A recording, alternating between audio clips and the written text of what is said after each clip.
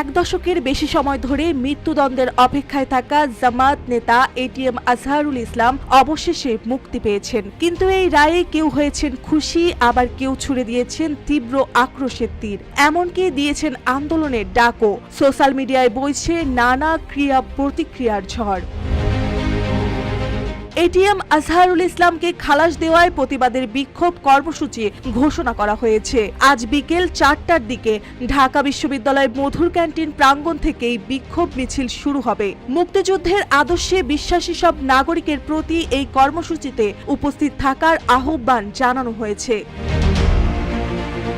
এদিকে এই রায়ের পর অন্তর্বর্তী সরকারের আইন উপদেষ্টা ডক্টর আসিফ নজরুল বলেন, নির্দোষ প্রমাণ হওয়ায় এটিএম আজহারুল ইসলাম মুক্তি পেয়েছেন। এই ন্যায় বিচার প্রতিষ্ঠার সুযোগ সৃষ্টির কৃতিত্ব জুলাই গণ আন্দোলনের সাহসী নেতৃত্বের।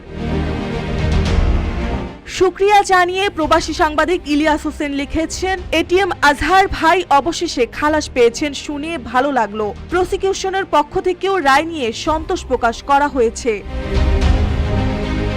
জামায়াত ইসলামী সন্তোষ প্রকাশ করে জানায়, সত্যের জয় হয়েছে, মিথ্যার পরাজয় ঘটেছে। এই রায় কেবল একজন নির্দোষ ব্যক্তিকে মুক্ত করল না, বরং বিচার ব্যবস্থার প্রতি জনগণের আস্থাও ফিরিয়ে আনলো।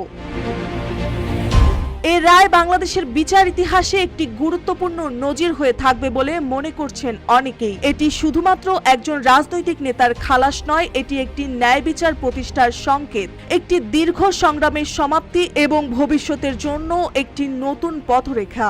এখন দেখার বিষয় এই মিশ্র প্রতিক্রিয়ার মধ্যে কতটুকু টিকে থাকে আইনের প্রতি আস্থা। মার্জিয়া মৌ, রূপালী বাংলাদেশ।